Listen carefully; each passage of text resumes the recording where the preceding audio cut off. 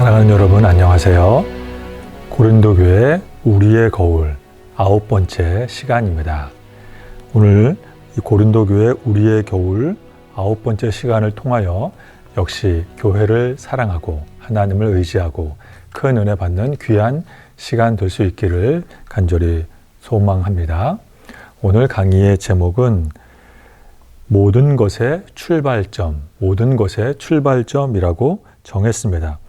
즉 바울의 출발점, 사울이 바울되고 바울이 교회를 개척하며 선교 현장에 뛰어들게 만든 이 모든 것의 출발점은 바로 예수님의 부활 사건입니다.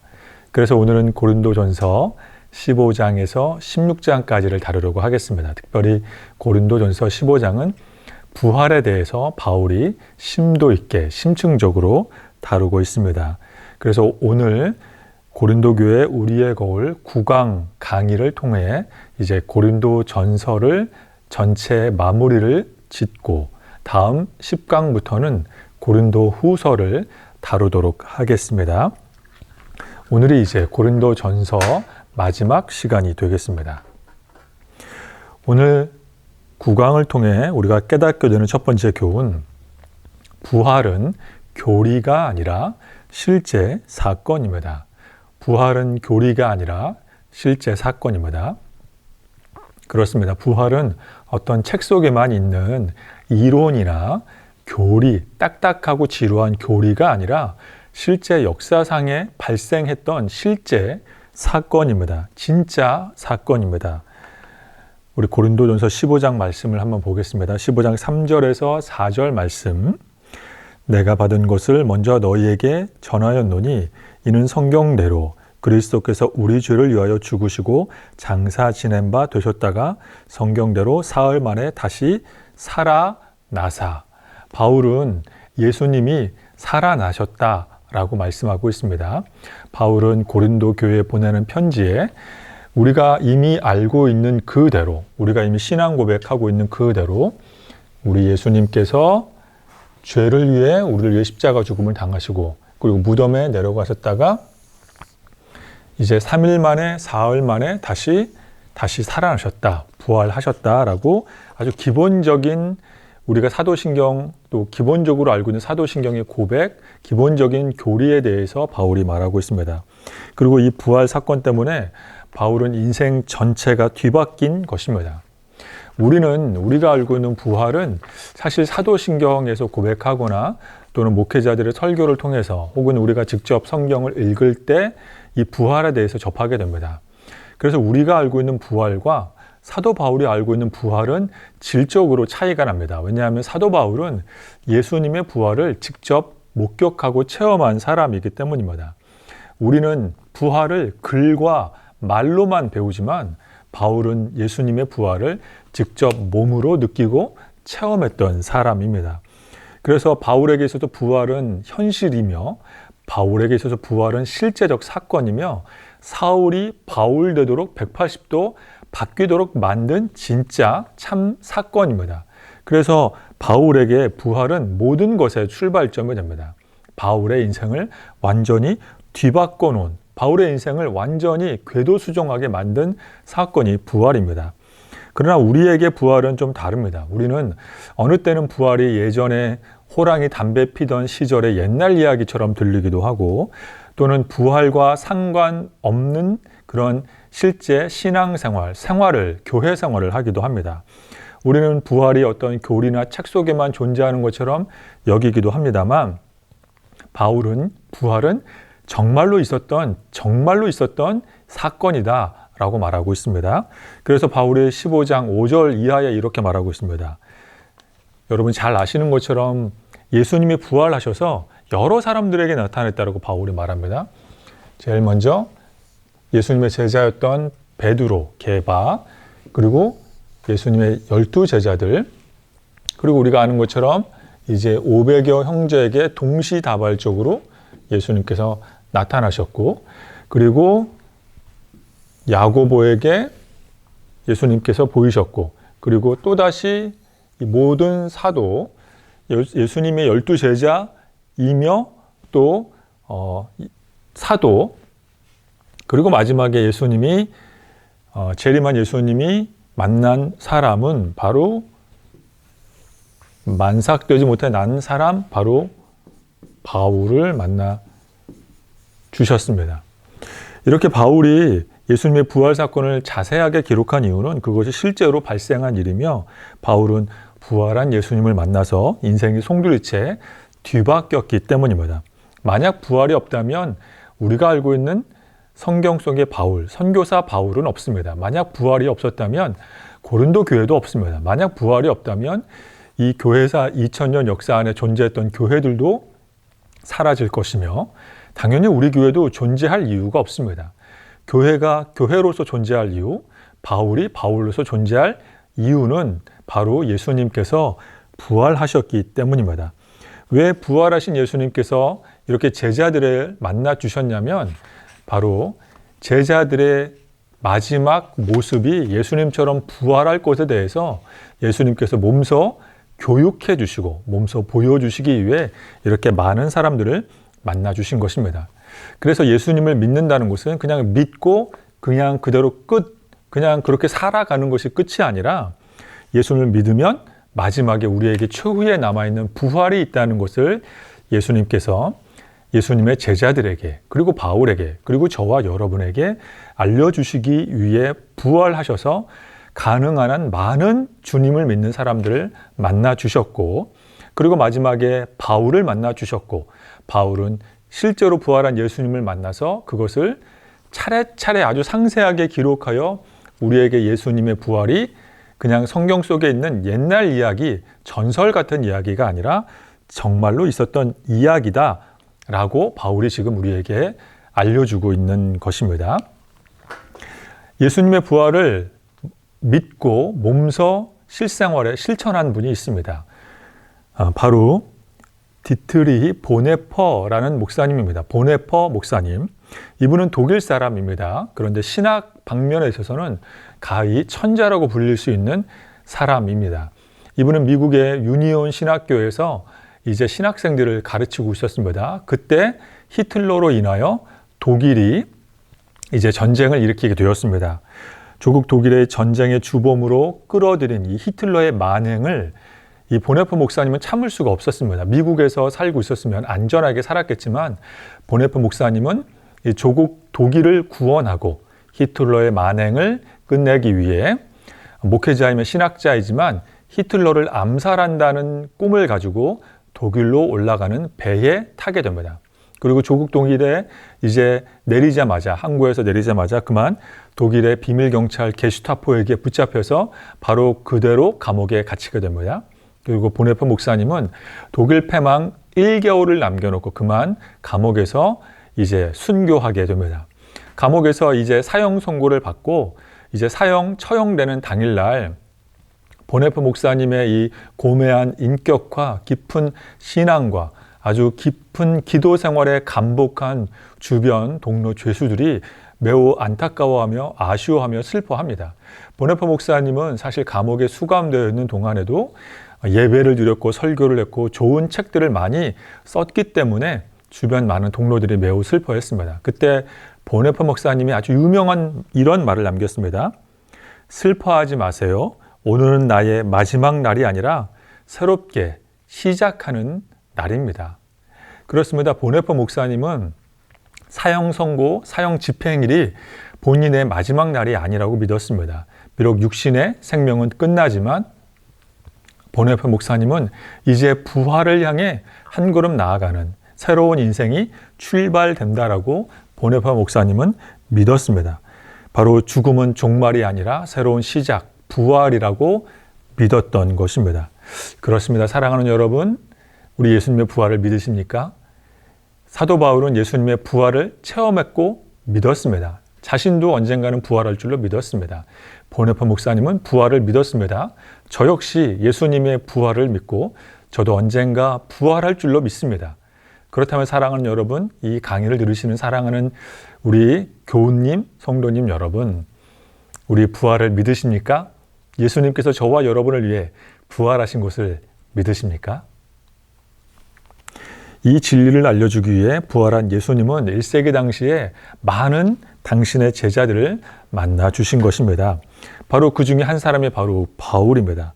부활 사건은 바울의 일생일대의 터닝 포인트입니다. 바울의 인생의 새로운 출발점이 되었습니다.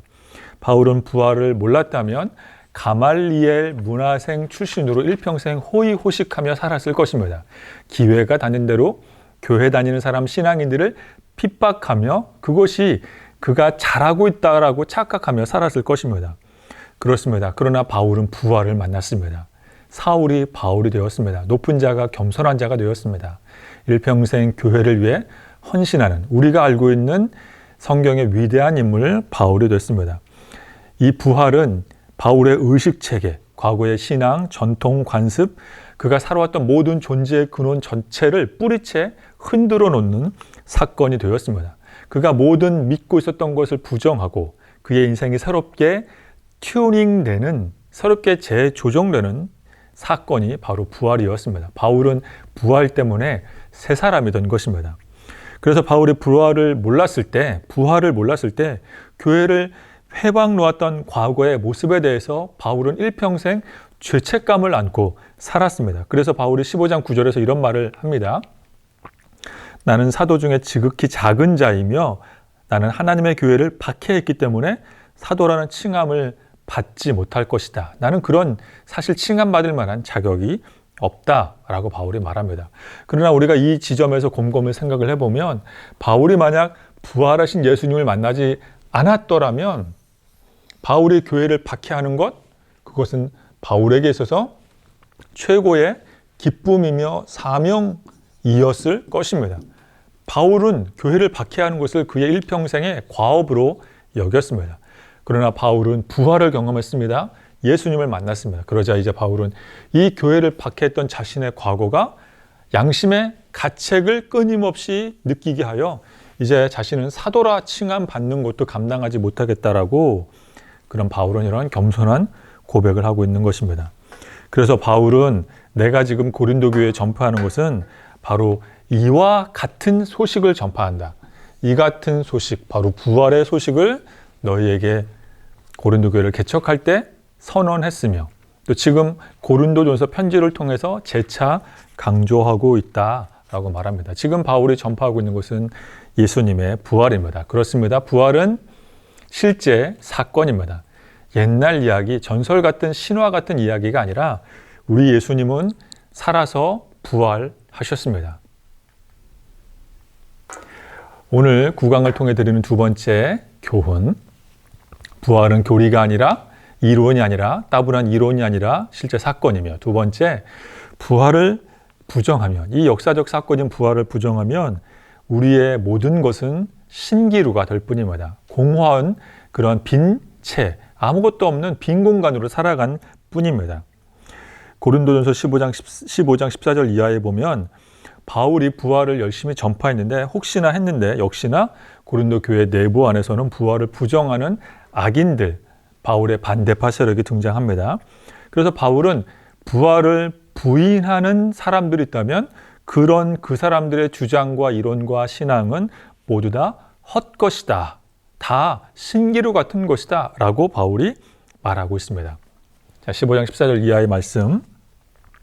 그리스도께서 만일 다시 살아나지 못하셨으면 우리가 전파하는 것도 헛것이요 너희의 믿음도 다 헛것이다.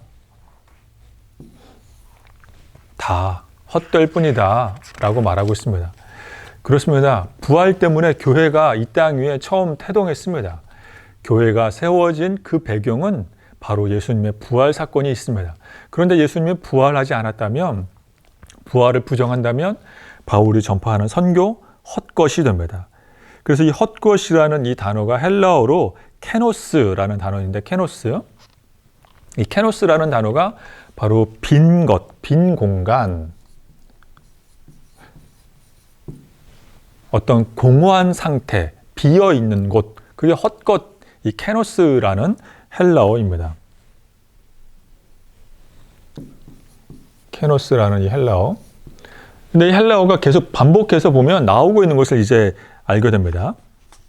그래서 바울은 고린도전서 15장 14절에 보면 부활을 믿지 않는 고린도 교인들이 있다면 그 신앙 자체가 헛것이다. 신기루 같은 것이다. 아침 한 개 사라지듯 의미 없는 것이다. 열매 없는 실체가 없는 신앙일 뿐이다 라고 말합니다. 그러면서 바울은 이 부활을 열매 이야기로 빗대어서 설명을 합니다. 부활을 열매 이야기로 이제 쉽게 부활을 이야기를 전개해 나가게 됩니다. 그래서 바울이 이렇게 말합니다. 20절 이하에 보면 그리스도께서 이제 부활하셨는데 이 그리스도의 부활이 어떤 것과 같냐면 첫 열매가 되었다라고 말하고 있습니다. 그러면서 바울은 이제 이 부활도 그냥 부활하는 것이 아니라 순서가 있다라고 말을 합니다. 그러면서 예수님이 부활의 첫 열매가 되신 이 얘기를 구약에 있는 아담의 이야기까지 끌어들여서 설명을 합니다. 아담 안에서 모든 사람이 죽은 것 같이, 즉 아담은 죽음의 첫 열매였다라는 것입니다. 아담이 죽음의 첫 열매였다면 이제 그리스도는 부활의 첫 열매가 된 것입니다. 그래서 아담은 죽음의 열매였고 우리 주님은 부활의 열매가 됐다. 그래서 이 첫 열매인 그리스도가 있다면 다음에 맺혀지는 열매들이 있다라고 바울이 지금 말을 하고 있습니다.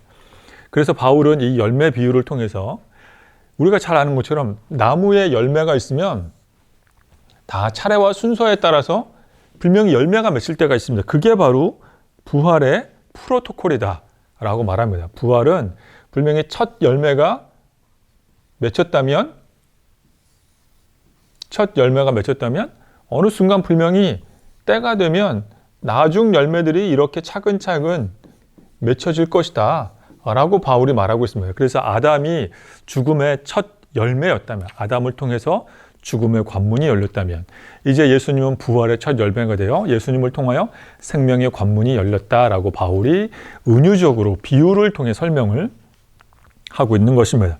그래서 바울은 그냥 부활하는 게 아니라 이 부활도 굉장히 체계적이고 순서 있게 질서에 따라 차례차례 부활의 역사, 부활의 사건이 일어날 것이다 라고 설명을 합니다. 사랑하는 여러분, 아마 암델센의 미운 오리 새끼라고 하는 동화를 다 아실 것입니다. 이 동화의 이야기는 이렇습니다. 어느 날 엄마 오리가 오리알을 이제 부화시켰습니다. 품었던 오리알에서 아기 오리들이 나왔습니다. 근데 그 중에 한 마리가 유독 못생긴 것입니다. 아기 오리들을 참 귀엽고 앙증맞은데 그 중에 한 마리가 다른 아기 오리들과 다르게 색깔도 다르고 몸집도 크고 못생겨 보였습니다. 그래서 주변에서 못났다라고 흉을 보았습니다.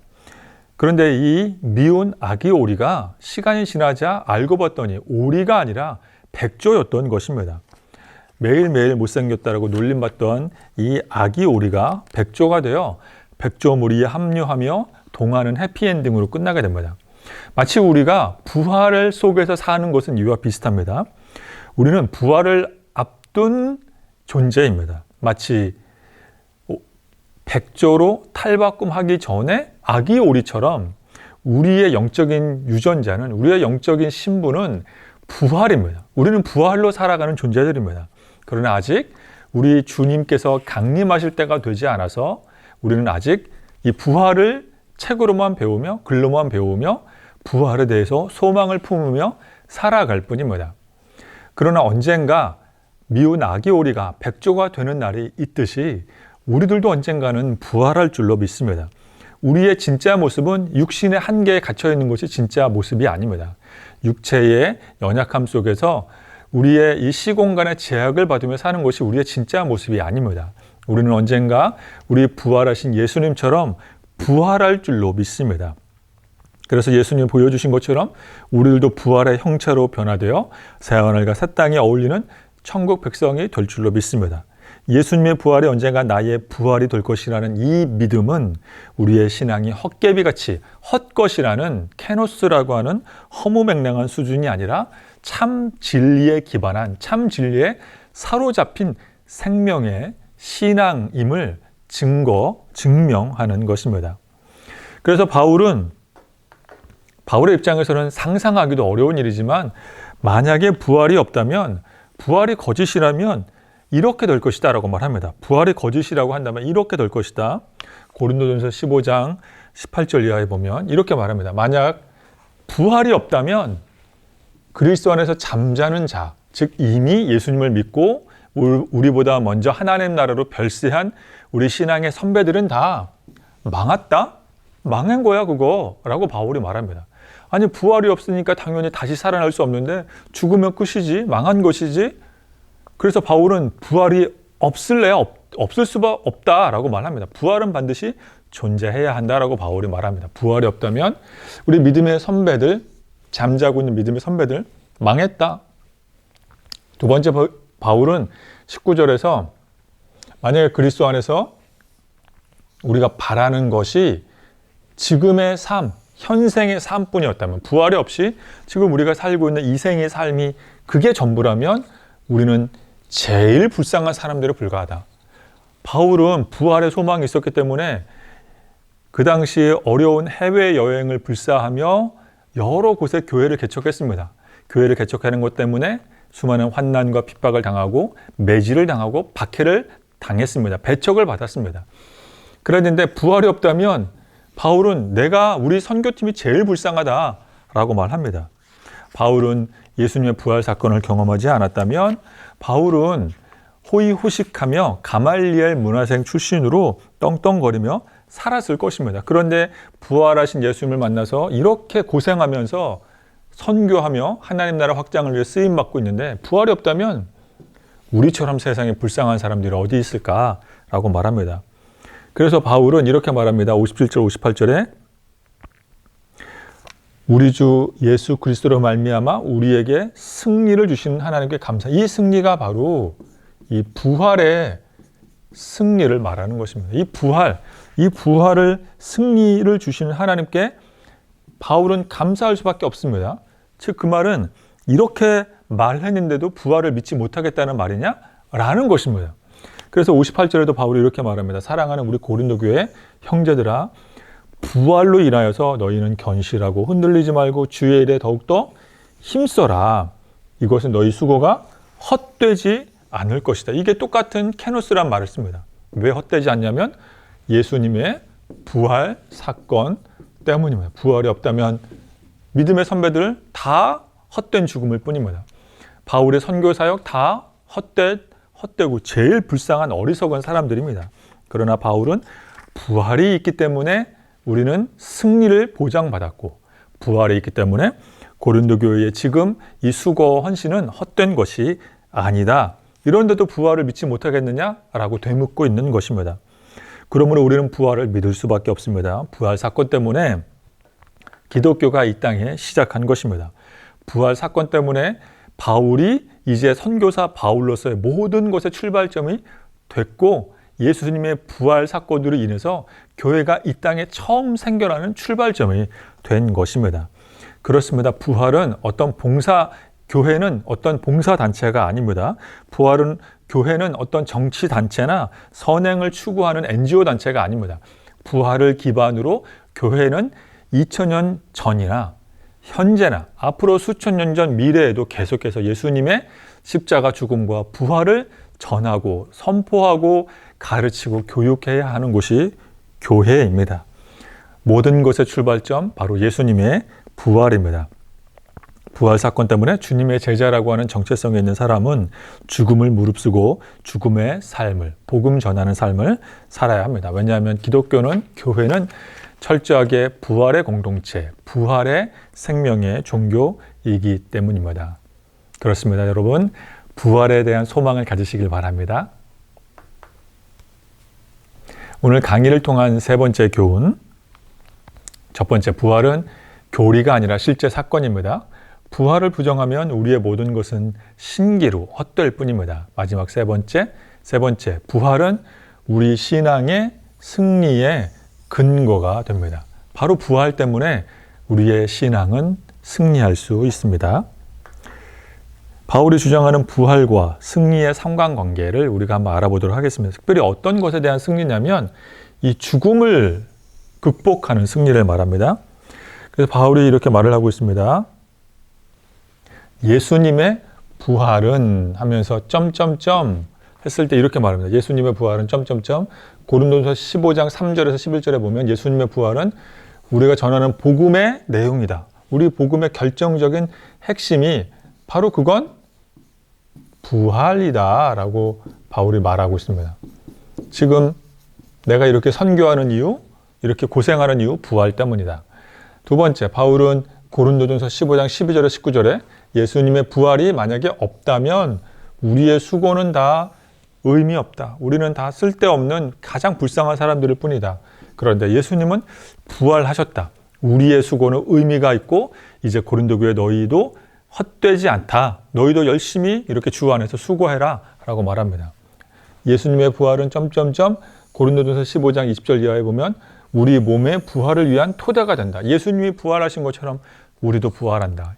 예수님께서 여러 주님의 제자들을 만나시면서 내가 부활한 것처럼 너희도 부활할 것을 알려주신 것처럼 예수님의 부활은 바울의 부활이 될 것이며 고린도 교회의 부활이 될 것이다 라고 말합니다. 당연히 예수님의 부활은 저와 여러분의 부활의 근거가 될 줄로 믿습니다. 또 예수님의 부활은 점점점 고린도전서 15장 35절에서 55절까지 예수님의 부활은 죽음을 극복한 승리가 되었다. 예수님의 부활 때문에 우리는 죽음을 극복할 수 있게 됐다라고 말합니다. 그래서 바울이 이렇게 말합니다. 하늘에 속한 이의 형상을 입게 될 것이다 라고 바울이 말하고 있습니다. 하늘에 속한 이의 형상을 입게 된다. 고린도전서 15장 49절 말씀, 이 하늘에 속한 이의 이 형상이란 말이 뭐냐면 바로 예수님의 부활하신 그 몸을 뜻하는 것입니다.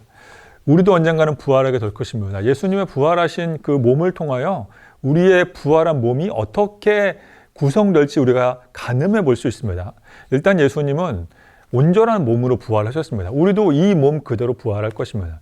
예수님은 부활하신 이후에 그 몸이 어떤 유령이나 어떤 형체 없는 신기루 같은 게 아니었습니다. 그래서 예수님은 부활하신 다음에 제자들과 함께 음식을 잡수시기도 하셨고 또 부활하신 다음에 의심하는 도마가 예수님의 이 못자국, 창자국 난 손가락과 옆구리에 도마가 손가락을 넣어볼 수도 있었고 예수님이 만약에 유령이나 귀신 같은 존재였다면 실체가 없기 때문에 손가락이나 몸에 손이나 몸에 손가락을 집어넣는 것은 불가능합니다. 그러나 예수님은 그 몸 그대로 부활하셔서 음식을 잡수시고 소화를 하셔야 했으며 또 도마의 손가락이 이렇게 만져지기도 할 수 있는 그런 실질적인 육체의 몸으로 부활하셨습니다. 그러나 그 몸은 지금 우리가 살고 있는 것처럼 이 3차원적인 시간과 공간의 제약을 받지 않는 몸입니다. 예수님의 몸은 시간과 공간의 제약이 없어서 제자들이 문을 걸어 잠궈도 갑자기 그 제자들, 문을 걸어 잠근 그 한복판에 나타나시기도 하고 물고기 잡으러 간 제자들 그 가운데 예수님은 나타나시기도 하고 왜냐하면 예수님은 시간과 공간의 제약이 없으시기 때문입니다. 심지어 예수님은 땅에서 하늘로 높이 들어 승천하시기조차 했습니다. 그게 바로 부활하신 예수님의 몸, 우리의 몸의 특징이 될 것입니다. 그래서 바울은 하늘에 속한 이의 형상, 즉 우리는 이 부활체의 몸을, 부활의 형상을 우리가 입게 될 것이다 라고 바울이 말하고 있습니다. 그리고 바울은 고린도전서 15장 51절 이하에 이 부활에 대한 순서가 있다. 부활 프로토콜이 있다고 말합니다. 고린도전서 15장에서는 먼저 나팔 소리가 나고 그 다음에 죽은 자의 부활, 믿음의 선배들의 부활이 있고 그 다음에 우리 주님 재림하는 이 신호탄, 이 나팔 소리가 있을 때까지 신앙생활을 신실하게 했던 살아남은 자들이 이제 변화될 것이다 라고 말합니다. 그런데 이거에 대해서 데살로니가 전서 4장에서는 이 부활의 프로토콜을 조금 더 자세히 설명을 합니다. 이제 부활의 신호탄인 나팔 소리가 하늘로부터 나면 이제 천사장들의 소리가 그 다음에 나고 그 다음에 우리 주님이 이제 부활을 대상으로 해야 하는 사람들에게 명령을 내리시면 그러면서 우리 주님이 재림을 하실 때 먼저 믿은 잠자는 사람들이 무덤에서 일어나 부활을 하게 되고 그때까지 우리 주님 재림하실 때까지 신실한 신앙생활을 한 믿음의 제자들이 변화될 것이다. 조금 더 자세한 이 부활의 프로토콜을 바울이 풀어서 설명을 하고 있습니다. 중요한 점은 이것입니다. 이 부활을 통하여 바로 우리가 죽음을 극복하게 된다라는 것입니다. 예수님의 부활은 우리도 부활할 것에 대한 필연성과 당위성을 보여줍니다. 우리도 반드시 부활하게 되는 것입니다. 그런데 부활할 때 우리가 그냥 막 부활하는 것이 아니라 질서 있게 차근차근 순서에 따라 부활합니다. 마치 과실나무에서 첫 번째 열매가 맺어야 다음 열매가 순서 있게 맺혀지듯이 부활도 똑같다라고 바울이 말합니다. 그래서 고린도서 15장 54절에서 이렇게 말합니다. 이제 썩을 것이 썩지 아니함을 입고 죽을 것이 죽지 아니함을 입을 때, 이게 부활의 날, 우리 주님 재림하실 날, 이 부활의 날에 사망을 삼키고 이기리라 라고 바울이 말합니다. 사망을 삼키고 이긴다. 이게 이사야 선지자가 한 이야기입니다. 근데 이게 이제 좀 말이 어렵지만 이런 뜻입니다. 죽음이, 사망이 승리 속으로 삼켜졌다. 이 사망이 승리 속으로 삼켜졌다. 그래서 승리했다라는 뜻입니다. 그래서 바울은 결국에는 예수님이 재림하실 때 우리가 부활하게 될 때 이 우리를 괴롭혔던, 우리의 육신을 괴롭혔던 이 죽음과 사망의 권세, 한시적으로 우리를 짓누르고 있는 이 죽음과 사망의 권세가 영원히 패망하여 죽음과 사망의 승리 속으로 삼켜져서 다시는 볼 수 없을 것이다 라고 말합니다. 그러면서 바울은 이제 이 이사야 선지자의 말을 넘어서 이 호세아 선지자의 말을 재인용합니다. 사망아, 너의 승리가 어디 있니? 사망아, 네가 쏘는 것이 어디 있니? 이 바울이 사망과 죽음을 향하여서 일종의 빈정거리는 말을 말하며 사망은 더 이상 효과가 없다. 죽음은 더 이상 우리를 주관할 수 없다라고 말합니다. 물론 우리가 이 현실 세상에서는 죽음의 실존 아래 우리는 지배를 당하고 있지만 이 죽음이 갖는 우리를 향한 지배권은 매우 한시적이고 우리 예수님께서 부활하여 재림하시면 이제 우리도 부활할 텐데 그때 사망의 권세는 영영토록 사라질 것이다 라고 말합니다. 우리가 부활할 때, 우리 예수님 재림할 때 죽음은 영원히 파멸하여 사라질 것이다 라고 말합니다. 그래서 바울이 이어서 이렇게 말합니다. 56절, 58절에서 사망이 쏘는 것은 죄요, 죄의 권능은 율법이다. 즉 사망, 죄, 율법, 이 모든 것들이 다 한 팀을 이루어서 다 지금 우리 인간을 공격한다. 사망, 죄, 권능, 율법 이것들이 다 한 마음으로 육신의 인간을 공격하는데 그런데 57절에서 오직 하나님은 예수님을 통해서 우리에게 부활의 승리를 준다. 그래서 하나님께 감사할 수 있다라고 바울이 말합니다. 그러면서 지난번에 방금 말씀드린 것처럼 58절에서 바울이 이렇게 말합니다. 이제 너희는 부활이 없다고 말하는 거짓 교사들에게 속아 넘어가지 말고 사랑하는 고린도 교회 형제들아 흔들리지 말아라. 이 부활 신앙에 대해서 너희는 흔들리지 말아라. 견실해라. 항상 주의에 더욱더 힘써라. 이는 너희가 하는 이 주 안에서의 수고가 헛되지 않기 때문이다. 부활을 믿어라. 부활의 능력으로 살아라. 라고 말합니다. 그렇습니다. 다시 말씀드리지만 거듭 말씀드리지만 부활이 교회의 출발점입니다. 부활이 사도 바울의 출발점입니다. 부활을 믿고 소망하는 사람들이 바로 그 사람들이 모인 곳이 교회입니다. 그렇습니다. 우리의 신앙의 출발점 바로 예수님의 부활 사건에 근거를 두고 있습니다. 이제 강의를 통한 네 번째 교훈, 마지막 네 번째 교훈입니다. 우리는 부활로 살아가는 실천적 신앙인이 되어야 합니다. 우리는 부활을 지금 현재 이 자리에서 그 능력으로 살아가는 실천적 신앙생활을 해야 합니다. 바울처럼 부활을 믿고 부활 때문에 교회를 다니고 부활 때문에 예배를 드리는 성도, 그런 신실한 사람들에게 바울은 앞으로 이렇게 살아야 한다라고 말을 합니다. 그 부활을 믿는 사람들의 실천적 방법이 바로 고린도전서 16장에 나와 있습니다. 그것은 한마디로 지갑을 찢는 회개입니다. 지갑을 찢는 회개. 더 쉬운 말로 우리의 주머니의 회개입니다. 고린도전서 16장 1절 말씀입니다. 성도를 위하는 연보에 관하여는 내가 갈라디아 교회들에게 명령한 것 같이 너희도 그렇게 하라. 그러니까 바울은 이미 이 연보, 헌금 생활에 대해서 갈라디아 교회에게 이미 한 차례 전달했고 이제 고린도 교회에게 다시 전달하고 있습니다. 2절 매주 첫날 너희 각 사람이 수입에 따라 모아두어서 내가 갈 때 연보를 하지 않게 하라. 3절 내가 이를 때 너희가 인정한 사람에게 편지를 주어 너희의 은혜를 예루살렘으로 가지고 가게 하라. 이 예루살렘으로 가지고 가게 하라는 말이 무슨 뜻이냐면 이 바울이 선교여행을 할 1세기 당시에 예루살렘에 큰 흉년과 가뭄이 들어서 이 전 세계 교회의 모태교회라고 할 수 있는 예루살렘 교회가 재정적으로 물질적으로 큰 궁핍에 처하게 되었습니다. 그래서 바울이 선교하는 교회들마다 고린도 교회, 갈라디아 교회 여러 교회들을 통하여 이 예루살렘 교회를 도울 수 있도록 연보, 헌금, 구제 헌금을 이제 모금하고 있었습니다. 바울은 물질을 탐내는 사람이 아닙니다. 바울은 고린도 교회에 이 물질을 욕심을 냈던 것이 아닙니다. 물질에 욕심을 냈던 것이 아닙니다. 바울은 회개에 부활을 믿고 회개한 믿는 사람들의 최종 단계는 바로 주머니의 회개, 주머니를 찢는 회개, 바로 물질을 나누는 것이 최고의 부활신앙이라고 바울은 믿었기 때문입니다.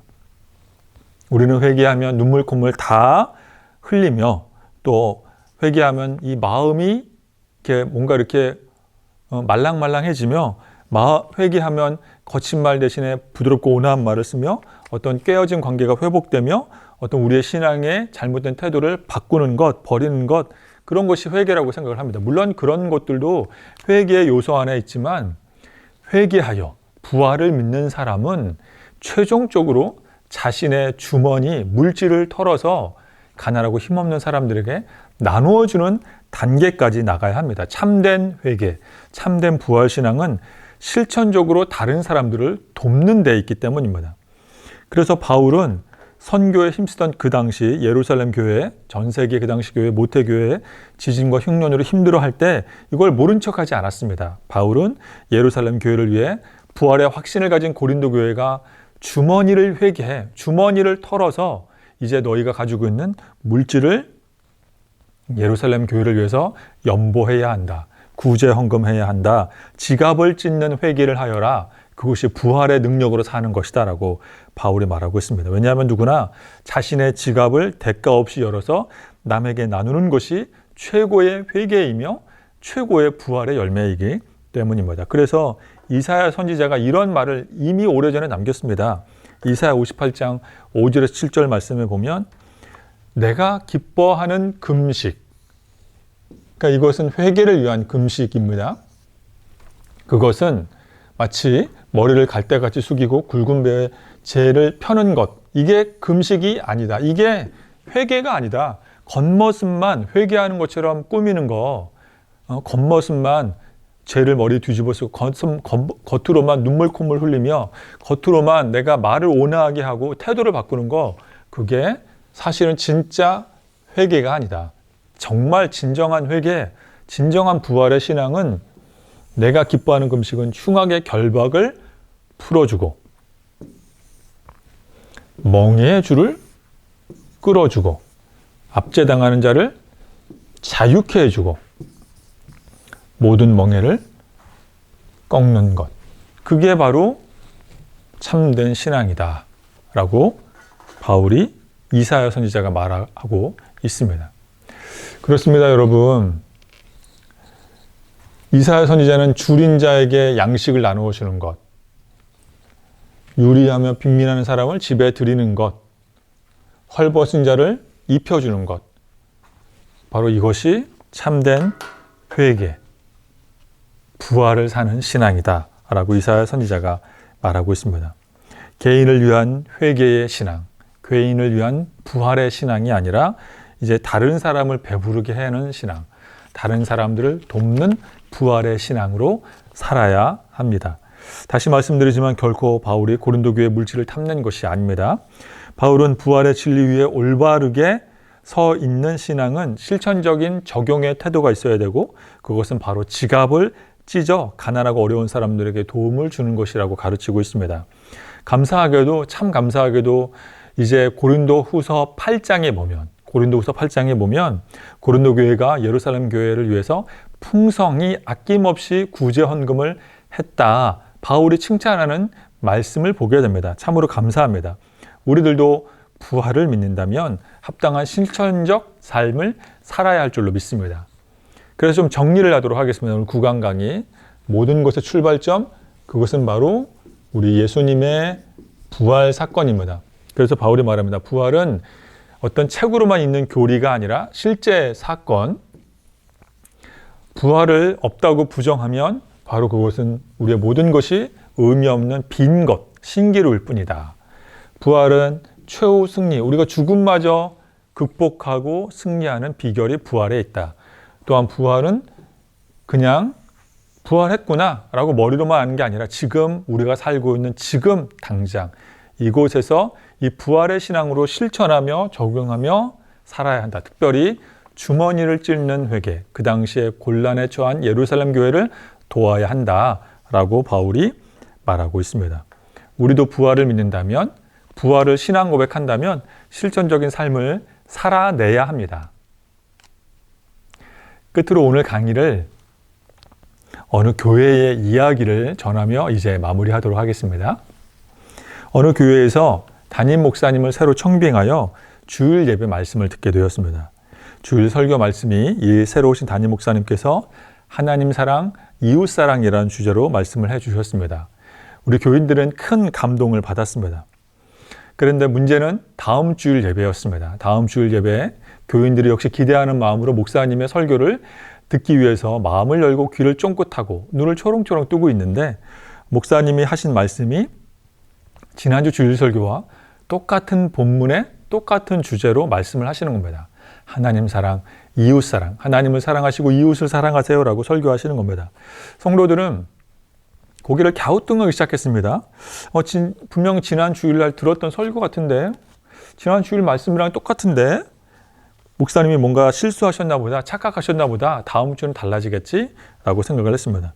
그런데 웬걸 목사님은 그 다음 주 주일에도, 아니 그 다다음 주 주일에도 똑같은 제목, 똑같은 내용의 설교를 반복하시는 것입니다. 하나님 사랑하세요, 이웃 사랑하세요 라고 말씀하시는 겁니다. 그렇게 한 달이 지났습니다. 성도들은 이제 화가 나기 시작했습니다.